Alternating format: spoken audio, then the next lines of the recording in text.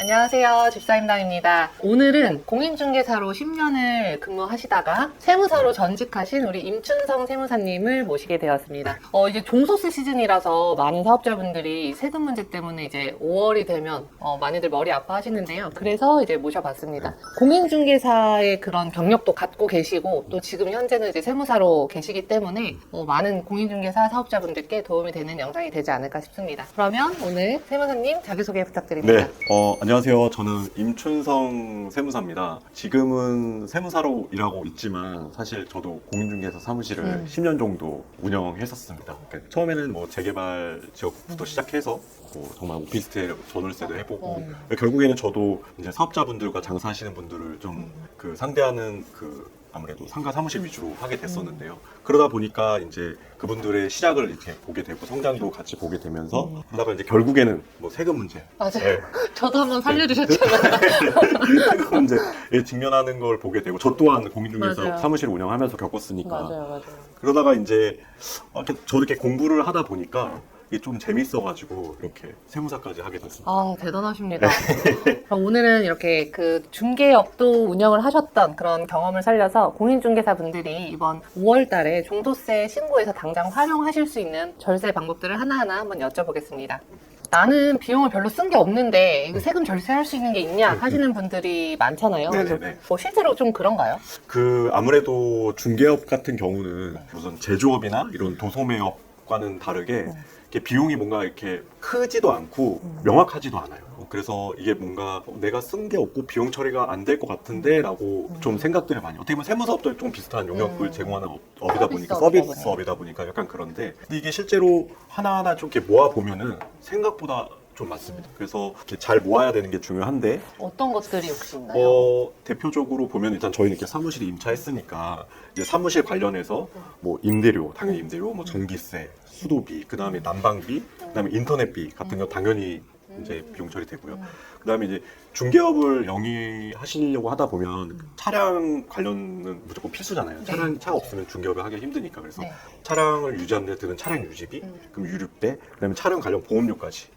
차도 들어가나요? 네, 차가 많이. 그래서 저번에 저한테 저는 차는 몰랐었거든요. 차 물어보셔가지고 제가 드리고 그랬었거든요. 네, 맞아요. 그리고 이제 영업을 해야 되는 업종이다 보니까 저희가 뭐 전단지도 만들 수도 있고 필요하면 현수막도 만들고 뭐 요즘에는 이렇게 물티슈 같은데 이렇게 스티커를 붙여서 이렇게 배포하시는 맞아요. 분들도 저희도 있는데 이제 판촉물 같은 거 하고 있어요. 그런 것도 다 비용 처리가 가능합니다. 그런 것도 되나요? 온라인에 하는 광고비. 광고비, 네이버 광고비는 무조건 되죠. 뭐 직방, 다방 다 가능합니다. 그리고 어떻게 보면 제일 중요한 비용일 수도 있는데 이제 수석 공인중개사분들이 계시거나 아니면 실장님들한테 이렇게 쉐어하는 부분 있잖아요. 그 비율제로 하실 때 그런 것도 당연히 비용 처리가 인건비 되고 그다음에 보통 임대인 분들이랑 보통 식사도 많이 하고 이제 뭐 이렇게 선물도 좀 보내고 경조사도 이렇게 참석하고 하는데 그런 것도 이제 접대비 명목으로 다 비용 처리가 가능합니다. 그럼 반대로 이건 비용 처리가 안 되는데 뭐 개인이 혼자서 하다 보면 이제 실수로 넣는 것들도 혹시 있나요? 있죠. 뭐 예를 들면은 이제 당연히 개인적인 가사 비용이라고 하는데 피부과를 가신다든지 피부과를 가신다든지 그쵸. 아이들은 학원비를 결제하신다든지 아니면은 개인적으로 병원을 갔다 오시는 비용은 사업과는 무관한 비용으로 가가지고 경비 처리를 할 수가 없어요. 그러면 예를 들어서 상가하시는 분들 같은 경우에 이거 제가 너무 궁금했던 건데 내가 만약에 피부과를 계약을 했어요. 그럼 매출 한번 끊어드린다고 이제 끊어드렸어. 이런 거는 혹시 들어가나요? 이건 정말 어렵긴 한데 어떻게 보면 그 피부과 하시는 원장님도 저희한테 거래처잖아요. 이게 접대비 형식으로 우겨볼 수 있다는 표현을 해야 될까요? 그러면 그건 이제 소명하는 거. 소명하는 거긴 한데 인정받을 수도 있을 것도 같아요. 그렇구나. 네. 그건 약간 애매모호한 애매한 그런 부분이구나. 경우. 그러면 이제 비용을 챙겼으면 이제 또 신고를 해야 되잖아요. 그때 중개사분들이 이제 신고 방식을 선택하실 때 간편장부, 복식부기, 추계신고 뭐 이렇게 있잖아요. 그렇죠. 어떤 걸로 해야 유리한가요? 이게 사실은 복식부기, 간편장부, 추계신고가 어느 게 유리해서 이렇게 선택하는 그런 구조는 아니에요. 일단은 이 매출 규모로 이게 나누는 건데 네. 일단은 그 금액은 크게 두 가지로 나뉘어요. 네, 네. 일단은 7,500만 원하고 네. 그다음에 2,400만 원 이 두 가지 기억하셔야 되는데 네. 이 7,500만 원 기준은 그 장부를 작성할 때 간편 장부 약간 가계부 형식의 장부가 있는데 그 간편 장부 대상자인지 네. 이제 복식부기 의무 대상자인지 구분하는 기준이 되고 그다음에 매출이 매출이 수익 금액이 전년도 매출. 전년도 매출이죠. 맞아요. 그리고 이제 2,400만 원은 이 장부 작성을 안 하고 이제 추계 신고라고 하잖아요. 추계 신고에도 두 종류가 있는데 하나는 단순 경비율이라고 해서 네. 경비율을 좀 높게 해주는 게 있고 그다음에 이제 기준 경비율이라서 좀 경비율을 낮게 해주는 그 기준이 있어서 2,400 미만이면 단순 경비율 대상자고 2,400 이상이면 이제 기준 기준 경비율 대상자가 아. 되는 거죠. 그러면은 2,400만 원 이하면 단순 경비율, 네. 2,400에서 7,500 사이면 기준 그 경비율. 이유는 그냥 기준 경비율이라고 아, 보시면 다 되는데 기준 경비율이고? 근데 이제 그건 있어요. 네. 이제 신규로 이제 사업을 하시는 분들은 네. 2,400이 넘어도 단순 경비율이 대상이 아. 되기는 하는데 그것도 7,500이 넘어가면은 또 단순 경비는 안 되고. 아, 그렇구나. 네, 네, 네, 아, 네. 요즘 홈택스에서 제가 예전에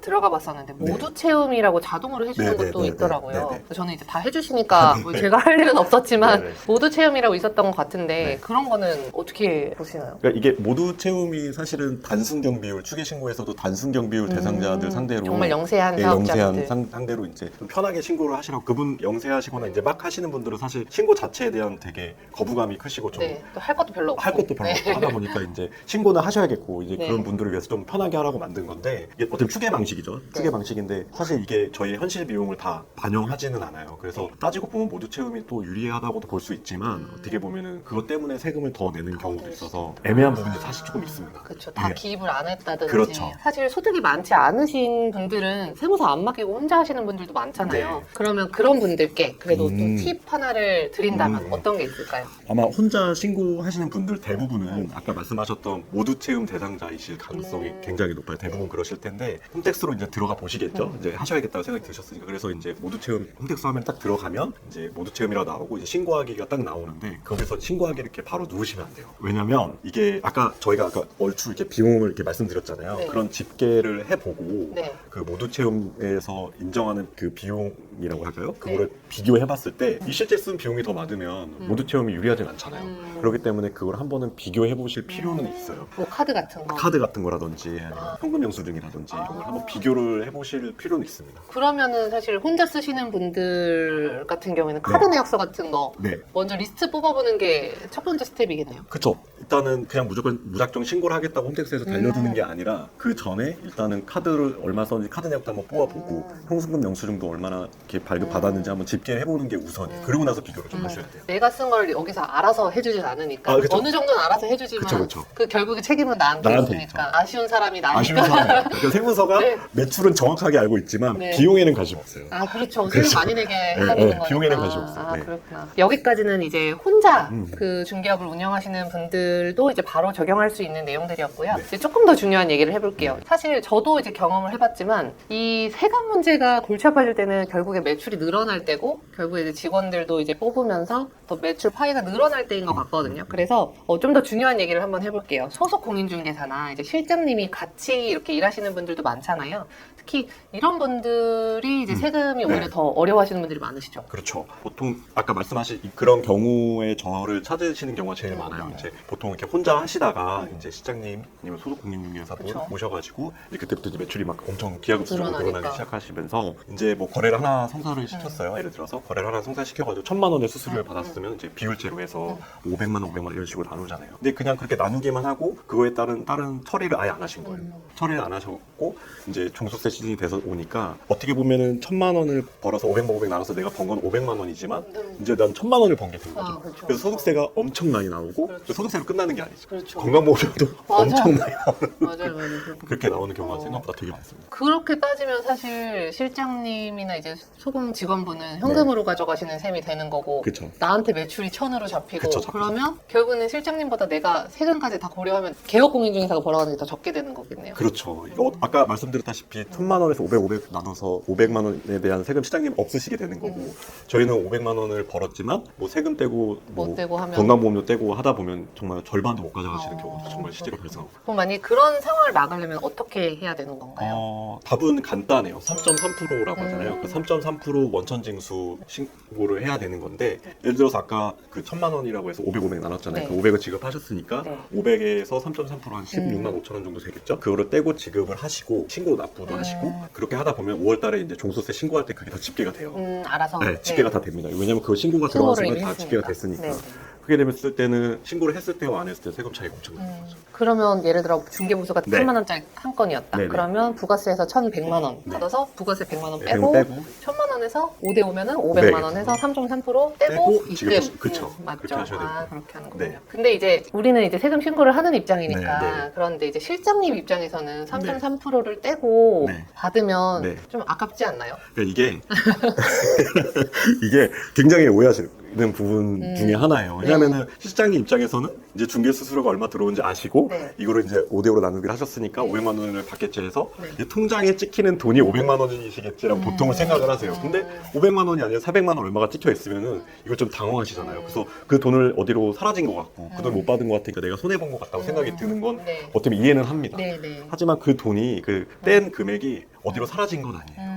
그러니까 어떻게 보면은 이 실장님도 지금 500만 원의 수입이 생겼으니까 세금 신고를 할 거 아니에요. 네. 이런 것들이 많이 쌓이다 보면은 이제 5월 종소세 때 이제 신고를 하게 될 텐데 네. 그 실장님한테 뗀 그 금액은 이제 세무서에 어떻게 보면 내가 미리 세금을 예치한 거에 불과해요. 그렇기 때문에 이제 5월 정산을 해보겠죠. 했을 때 예치한 그 뗀 금액보다 실제 세금이 낮으면 환급받게 되시는 거고 그거보다 조금 더 나오시게 되면 그 차액 부분만 내면 되는 거니까 미리 세금을 냈다 생각해요. 결국엔 각각 사업자라고 이제 보는 그렇죠. 구조인 거네요. 그쵸. 다르게 이제 아르바이트나 그런 걸 떠나서 이제 꾸준히 장기적으로 하는 소속 공인중개사도 똑같이 네. 3.3% 원천 징수하면 되는 거죠. 저 사대보험을 적용하시는 분들도 있어요. 음. 사대보험을 적용하시는 분들도 있는데 대부분의 이제 공인중개사, 소속 공인중개사 분들이나 실장님들 영업이니까. 하시는 분들은 영업이다 보니까 뭐 자동차 딜러시든지 아니면 음. 보험 모집 하신다든지 어떻게 수당으로 실적으로 다 똑같이. 가시는 경우가 많으니까 이게 3.3이 많죠. 만약 그 일회성으로 이렇게 하시는 분들도 네네네. 있어요. 가끔 가다가 브로커. 이렇게 브로커 치다든지 아니면 용역을 좀 같이 하시다든지 네. 해서 이분한테도 분명히 좀 수수료를 떼드리고, 떼드려야 네. 되는 경우가 있는데 그런 분들은 이렇게 지속적으로 이렇게 사업을 한다고 보긴 좀 그렇고 일회성이다 보니까 아까는 3.3%라고 했잖아요. 네. 3.3%가 아닌 이 기타 소득으로 봐서 8.8%를 8.8%로 지급하셔야 돼요. 그럼 요즘 지식산업센터나 이제 상가거래 같은 경우에는 0.9%다 보니까 중개보수가 네. 좀 중개보수가 좀 꽤 큰 경우도 많잖아요. 그쵸. 뭐 한 건에 네. 몇 천만 원부터 뭐 억대까지도 있고요. 네. 이런 고액 수수료일 때는 세금 차이가 훨씬 더 클 것 같은데 어떤가요? 아까 말씀하셨던 그 원천징수의 효과가 네. 여기서 거의 대부분 나타난다고 아. 보시면 돼요. 보통 이 금액이 크면 클수록 저희 소득세 구간은 세율이 점점 이렇게 누진적으로 늘어나요. 그러다 보니까 큰 금액으로 이렇게 중개사분이 벌어졌다고 했을 때 제가 여기 한번 이렇게 예시를 좀 들어드릴 텐데 네. 예를 들어서 1억 2천으로 매출이 발생했다고 쳐봐요. 네. 그리고 뭐 인건비 제외하고 네. 인건비 제외하고 뭐 인초료 등 이런 경비들이 10%인 뭐 1,200이 들었다고 네. 쳤을 때 네. 이제 여기 보시면 표를 제가 만들었는데 네. 세금은 이제 실장님한테 뗐을 때와 안 뗐을 때는 차이가 좀 나겠죠. 네. 그랬을 때 이제 중개사님한테는 800만 원, 네. 그다음에 뗐을 때 네. 중개사님한테 800만 원, 실장님도 버신 게 있으니까 네. 300만 원이 돼서 1,100만 네. 원이고 네. 그걸 만약에 신고를 안 하셨으면 네. 모든 게 다 내 소득으로 잡히잖아요. 그렇죠. 그러면 2,200만 원이 잡히게 되니까 둘의 세금 차이가 1,100만 원 차이가 나요. 그렇게까지 차이가 나나요? 네네. 물론 같이 일한 분도 세금을 내긴 내지만 이 전체적으로 보면은 세금 총액은 조금 줄어드는 구조예요. 소득이 한 사람한테 몰리게 되면은 이렇게 세율이 아무래도 높으니까 세금을 많이 내게 되고 이렇게 여러 사람들한테 나누게 되면은 이렇게 다 각각 낮은 세율로 이렇게 적용받게 되니까 실제로 일한 사람이 있으면 무조건 원천징수에서 비용 약간 나오셔야 돼요. 아파트 살 때 공동명의 효과 같은. 그쵸, 똑같죠. 그런 거 그쵸. 그런 거 같은데. 네, 그렇게 생각하시면 쉽게 돼요. 생각하면 네네네네. 공동명의 같은 효과가 있네요. 네네. 근데 세무님 저도 그 네. 실제로 카드 내역을 뽑아서 혼자 해보려고 예전에 했었거든요. 네. 근데 막상 하려니까 진짜 너무 복잡하더라고요. 네네. 나는 지금 이거 일을 해야 되는데 네. 이 세금에 발목 껴가지고 네. 근데 이거는 뭐 사업용이고 이거는 개인용이고 이거는 비용 처리가 되는 건지 안 되는 건지도 네. 잘 모르겠고 네. 이럴 때는 어떻게 해야 되나요? 사실 그게 정상이에요. 세무사인 저도 애매한 부분들이 판단을 하셔야 판단하기 되는데. 애매한 부분이 있어요. 뭐 예를 들어서 이 식사비가 접대비인지 아니면 내가 개인적으로 먹었다고 봐야 되는 건지 아니면 이 주유비가 사업으로 써왔다고 봐야 되는 건지 아니면 개인용인지 이런 경계가 좀 애매한 부분들이 좀 있어요. 맞아요. 확실히. 그래서 매출이 만약에 크지 않고 뭐 구조가 좀 단순하신 분들은 그냥 어떻게 보면 혼자 하시는 게 더 나을 수도 있는데 혼자 충분히 하실 수 있는데 네. 뭐 거래 건수가 좀 더 늘어나고 아까 말씀하셨다시피 뭐 시장님도 계시고 이렇게 직원분들도 늘어나고 뭐 공동중개도 해야 되는 상황이 있으면 세무사한테 맡기는 게 무조건 유리합니다. 무조건인 네. 것 같아요. 저도 사실 경험담입니다. 저를 옆에서 많이 보셨지만 맡길 거 맡기고 그냥 저는 제 일 하는 게 훨씬 이 매출적으로나 그 세무사님한테 들어가는 돈이 저도 그 초보 시절에는 좀 사실 아깝다고 생각해서 아깝죠. 고객분들이 중개보수 아까워하는 것처럼 저도 이제 세무 비용이 아까워가지고 제가 혼자 막 낑낑대면서 했었는데 나중에는 제가 그 드리는 돈보다 아끼는 돈이 훨씬 많다는 걸 알게 되더라고요. 그래서 수수료를 아끼려다가 더 세금을 더 내는 경우가 정말 많다는 걸 맞죠. 일을 하면 할수록 그쵸, 느끼는 그쵸. 것 네. 같아요. 뭐 예를 들어서 세무사 수수료가 뭐 예를 들어서 연 100만 원이라고 했는데 네. 뭐 절세하는 금액이 500만 원 이상이라면 당연히 이제 세무사를 맡기시는 게 낫고 네. 그리고 또 시간이 돈이잖아요. 맞아요. 중개사분들은 시간이 돈이어서 우리 손님들 만나고 손님들 해야 만나고 되는데. 광고도 등록하셔야 맞아요. 되고 이렇게 하셔야 되는데 그런 시간에 하시는 것보다 어떻게 보면 시간은 돈이니까 그런 측면으로 생각하시면 세무사 맡기시는 게 낫습니다. 맞아요. 혼자 한번 해보시고 30분 안에 안 끝나면 그냥 맡기시는 게 그게 시간적으로 서로 윈윈하는 것 윈윈하는 같습니다. 맞아요. 오늘 너무너무 알찬 내용이었고요. 세무사님 그럼 마지막으로 좀 오늘 해주신 내용들 한번 쭉 좀 전체적으로 정리 한번 네, 네. 해주실 수 있을까요? 핵심만 좀 정리해 드리자면 첫 번째는 이 비용이 되게 없을 거라고 생각하신다고 했는데 생각보다 비용들이 많기 때문에 그 관련 비용들 뭐 차량비라든지 접대비라든지 광고비 같은 이런 비용들을 꼼꼼히 최대한 많이 챙기시고요. 정말로 뽑아보시면 정말 많을 겁니다. 생각보다 내가 이렇게 많이 썼어? 이런 생각 드실 거예요. 둘째는 그 홈택스 특히 모두 채용 그냥 바로 그대로 신고하지 마시고 제가 첫 번째 말씀드렸다시피 비용을 한번 본 다음에 비교를 한번 해보시고 그 다음에 이제 신고를 결정하시는 게 좋고 혹시라도 세무사한테 또 다른 세무사님들한테 이렇게 맡기셨을 때 또 추계식으로 했는지 한번 물어보시는 건 중요해요. 그리고 아까 말씀하셨던 정말 중요한 그 인건비 관련해서 소속공인 중개사 시장님한테 주는 돈은 반드시 3.3% 3% 떼고 주고 네. 신고하고.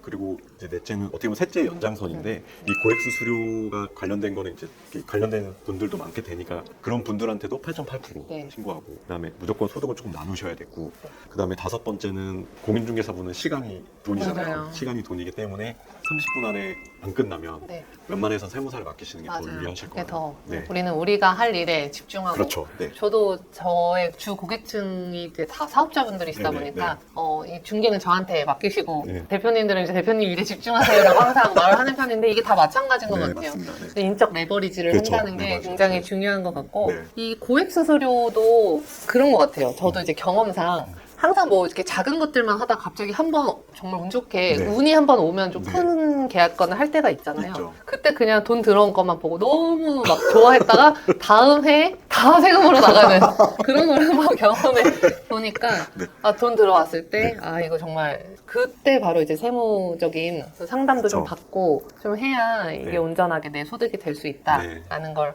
느끼게 됩니다. 너무너무 이제 깔끔하게 정리해 주셔서 감사드리고요. 네.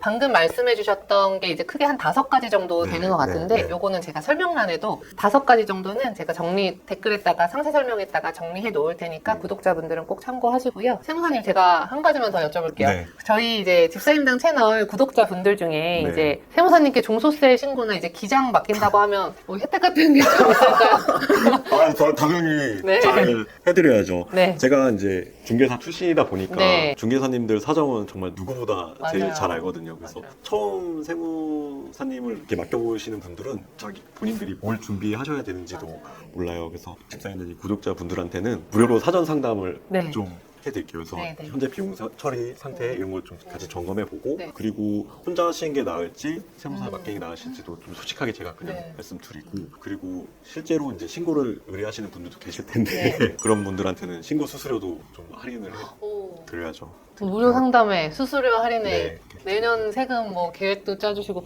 그리고 실제로 제가 몇 분을 소개를 해드렸었는데 이거 맡기지 말라고 하셨다고 네. 하시더라고요. 네. 이 맡길 정도는 아니시라고 네. 그래서 굉장히 합리적으로 많이 많이 잘해주시는 것 같아서 이 자리를 빌어서 감사드리고요. 관심 있으신 분들도 아래 영상에 제가 상단에 신청 링크 남겨드릴 테니까요. 편하게 한번 문의해 주시고요. 세무사님 그럼 오늘 정말 좋은 이야기 해주셔서 감사합니다. 저희 제휴 전문 세무사님과 함께한 영상 이걸로 마치도록 하겠습니다. 감사합니다. 감사합니다.